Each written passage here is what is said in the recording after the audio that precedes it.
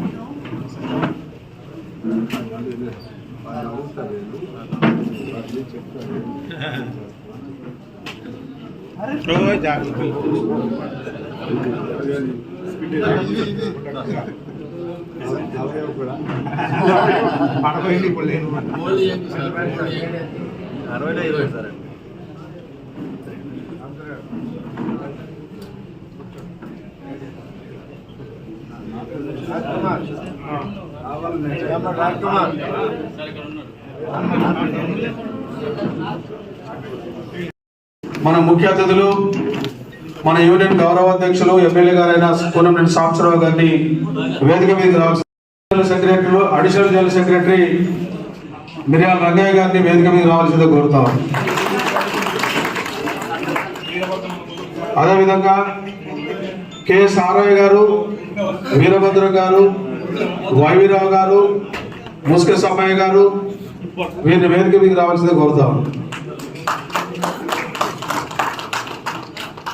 మన యూనియన్ ఉపాధ్యక్షులు వెంకటస్వామి గారు కూడా వేదిక మీద రావాల్సిందిగా కోరుతాం.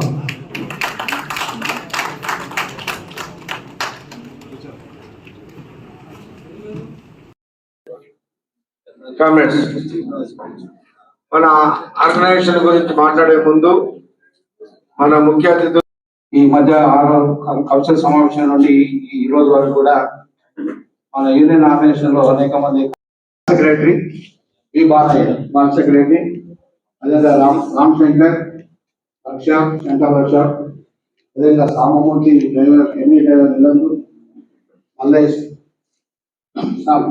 ఎల్లందు,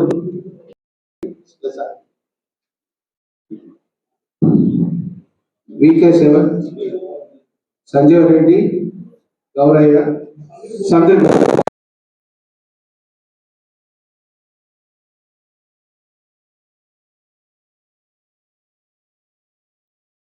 తీసుకోవాలి. సొంత ఇల్లు ఈ 5-6 సమస్యల పైన మనలో పోరాటం చేయాల్సిందే. మళ్ళా మనం ఒక యాత్ర చేశాం. మళ్ళీ ఈసారి ఎక్కడెక్కడ ధర్నాలు వచ్చిన తర్వాత వస్తా అన్నా, రాసుకున్నా, ఇంకెళ్ళలేదు. అంటే వాడికి మిగిలేది అదే, మనకి మిగిలేది ప్రేమ, ఆప్యాయత. ఎవడో ఇది పెడతాడు, ఇది పెట్టి ఇది పెడతాడు. అందువలన అది కూడా కృషి చేయాలి. ఆ విధంగా సమస్యల పోరాటాలు చేయాలి, సిద్ధాంతపరమైన అవగాహన పెంచుకోవాలి, ప్రభుత్వ విధానాలపైన మనం అర్థం చేసుకుని కార్మికుడికి అర్థమయ్యే పద్ధతుల్లో చెప్పాలి, కార్మికులతో కుటుంబంలాగా మనం గడపాలి. ఆ విధమైనటువంటి మంచి సంబంధాలతో మన యూనియన్ని నిలబెట్టి మళ్ళా రేపటికి సిద్ధం కావాలి. రేపటికి సిద్ధం కావాలంటే మన ఈ సమస్య తీసుకోండి. ఇవాళ మంచి పోరాటానికి ఒక కార్యక్రమం రూపొందించమని నేను కోరుతా ఉన్నా. ఇవాళ మళ్ళా ఈ పోరాటానికి నెక్స్ట్ పోరాటం మన అంతా అయిపోయింది కాదు. ఇప్పుడు ఇంకో కొత్త పద్ధతులు అందులో క్లర్క్స్, ఇవి హాస్పిటల్స్ వాళ్ళని ఎక్కడ మనం వీక్గా ఉన్నాము, వాళ్ళ సమస్యలు వాళ్ళని ఇన్వాల్వ్ చేయటం, వాటన్నిటిని మనం చేయాలి. ఎందుకంటే కొన్నిట్లో ఆ టెక్నీషియన్స్ అంతమంది క్రాఫ్ట్ సంఘాలు ఉండేవి. వాటన్నిటిలో కూడా మనం కొమరయ్య గారు ఉన్నంత కాలం అన్నింటిలో ఉండేవాళ్ళం. తర్వాత ఒకసారి దెబ్బతింటున్నాం. వాటన్నిటిని కూడా మీరు జాగ్రత్తగా చేయాల్సినటువంటి అవసరం ఉందని నేను మీకు మనం చేస్తా ఉన్నాను. ఇవాళ దేశ రాజకీయ పరిస్థితులకు వస్తే ఏనాడు లేనటువంటి ఆర్థిక సంక్షోభంలో భారతదేశం ఉంది. ఏనాడు లేదు ఇంత సంక్షోభంలో. పైకి మంది 4వ ఆర్థిక వ్యవస్థ, మొన్న 5, మొన్న 4, ఇప్పుడు 5, మళ్ళీ 6 కూడా పడిపోతా ఉంది ఆర్థిక వ్యవస్థ. ఆర్థిక వ్యవస్థ అంటే లెక్క ఏంటి? ఆర్థిక వ్యవస్థ అంటే జీడిపిని బట్టి లెక్కలేస్తారు. జీడిపి అంటే ఏంటి? మొత్తం అందరి సొమ్మును ఒక చోట కలిసి లెక్కేసి ఆ జీడిపిగా మన సంపద ఎంత ఉందని లెక్కేయటం. దాన్ని అంటే నీ రూపాయి, నా రూపాయి, అదానీ డబ్బులు, అంబానీ డబ్బులు అన్ని కలేస్తారు.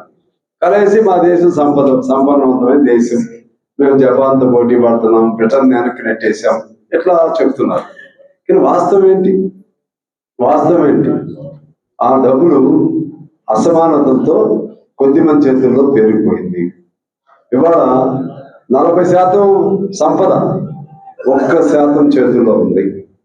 40% సంపద 1%. ఆ 1%లో కూడా దాదాపు 100 కుటుంబాల చేతుల్లో మళ్ళా అందులో 90% సంపద ఇవాళ ఉంది. ఇది మనం లెక్కలు పెట్టుకోవాలి. మన దగ్గర లెక్కలు పెట్టుకుని సామాన్యులకు అర్థమయ్యేట్టుగా చెప్పాలి మనం. రెండో అంశం ఏంటి? దాంతోపాటు ఆ మిగిలిన జనానికి ఎంత ఉంది సంపద? 50% జనాభా చేతుల్లో 1% సంపద ఉంది. 50% జనాభా చేతుల్లో 1% సంపద ఉంది. మరి ఇది జనానికి మనం తీసుకెళ్ళాలి. వాళ్ళు ఏమని చెప్తున్నారు లెక్కలు? పేదరికం లేదు, ఇంకా 5% అని చెప్తున్నారు లెక్కలు. ఎవరు? కేంద్ర ప్రభుత్వం. రాష్ట్ర ప్రభుత్వం కూడా దాదాపు అదే లెక్కలు వీళ్ళు కూడా చెప్పేస్తున్నారు. అది వాస్తవం. అంటే పేదరికం లేదు. ఎట్లా? దేన్ని బట్టి లెక్క? వాళ్ళ లెక్క ఏంటంటే 5% ఉందనే లెక్క ఏంటంటే పట్టణాల్లో 38 రూపాయలు దాటి రోజు సంపాదన ఉంటే వాడు ఉన్నవాడు లెక్క. గ్రామాల్లో 33 రూపాయలు ఉంటే వాడు ఉన్నవాడు లెక్క. రోజుకి 33 అనుకో, నెలకెంత? 30 ఇంటూ దాదాపు 1000 రూపాయలు. 1000 రూపాయలు గ్రామాల్లో ఉండేవాడికి సంపాదన ఉంటే వాడు పేదవాడు కాదు. పట్టణంలో 38 అంటే ఎంత? 3,900, అది కూడా 1,300. అది ఇంకొద్ది ఒక 1000 రూపాయలు తేడా. ఇదండి వాడు చెప్పే లెక్కలు. అసలు ఆ డబ్బులతో ఎవడన్నా బతుకుతాడా? మరి నువ్వు రేషన్ కార్డులు ఎన్ని ఇస్తున్నావు, పెన్షన్లు ఎన్ని ఇస్తున్నావు? అంతా ఉన్నవాళ్ళైతే ఇయ్యాల్సిన పని లేదు కదా. అంటే జనాల్ని మభ్య పెడుతున్నారు. జనాల్ని మభ్య పెడుతూ ఇక ఈ దేశం ఇంతకంటే గొప్ప వెలుగులు లేవు. మోడీ గారికి, నెహ్రూ గారి కంటే సమయం ఎక్కువ పరిపాలన చేశాడు. ఇందిరాగాంధీ ఎప్పుడో వెనక్కి వెళ్ళిపోయింది. నెహ్రూ గారి కంటే మొన్నే కొద్ది రోజులు ఎక్కువ వచ్చిందంట. ఈ ట్రిప్ కూడా అయిపోతే ఇంకా ఎక్కువ సార్లు వస్తాయి. ఇక 4 ఏళ్ళు ఎక్కువైంది. ఇంకోసారి గెలిస్తే 9 ఏళ్ళు ఎక్కువైంది. ఆ లెక్కలేసి జనాల్ని ఈ మోడీయే సర్వస్వం, మోడీ లేనిదే దేశం లేదు అని ఏబిఎన్ రాధాకృష్ణ లాంటి వాడు, జయప్రకాష్ నారాయణ లాంటి వాడు, మేధావులు, కోహ్రా మేధావులు వాళ్ళు చెప్తున్నారు. ఇంకేం చెప్తారు? కమ్యూనిస్టులు మనం పెన్షన్లు అడిగాం పేదవాడికి, లేకపోతే ఇంకేదో సౌకర్యాలు, సబ్సిడీలు అడిగాం. సబ్సిడీలతో దేశం అల్లాడిపోతుంది, సబ్సిడీలతో దేశం నాశనం అయిపోతుంది అని చెప్పేది. ఎట్లా సబ్సిడీలతో అంటే మధ్యతరగతి వరకు కష్టపడి సంపాదిస్తుంటే ఆ డబ్బులన్నీ పంచడానికి మీరెవరయ్యా అని వాడు బాగా గట్టిగా చెప్తాడు. ఈ దరిద్రం పట్టింది రాష్ట్ర దేశానికి అంటాడు జయప్రకాష్ నారాయణ. దరిద్రం పట్టింది అంటే పేదవాడు, ఆయన దృష్టిలో పేదవాడి సాయం చేయటం దరిద్రం.